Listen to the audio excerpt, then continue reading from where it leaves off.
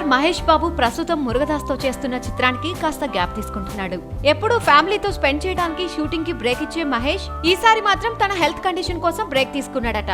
Mahesh health కు ఏమైంది అని కంగారు పడకండి. అసలు స్టోరీలోకి వెళ్తే మహేష్ ప్రతి ఏటా 2 సార్లు శరీరానికి డీటాక్సినేషన్ చేయించుకుంటారట.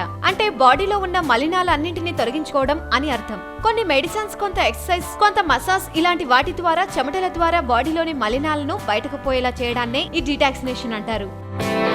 ఇంతకు ముందు డెహ్రాడూన్ దగ్గర ఈ ట్రీట్మెంట్ తీసుకునేవాడు. కాకపోతే ఈసారి మలేషియాలో చేయించుకోబోతున్నాడట. తన బరువుని కూడా కాస్త తగ్గించుకోబోతున్నాడట.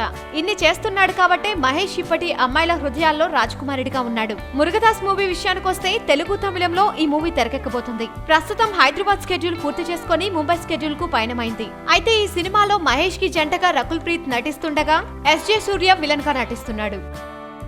వీలైతే లైక్, కుదిరితే కామెంట్ పెట్టండి.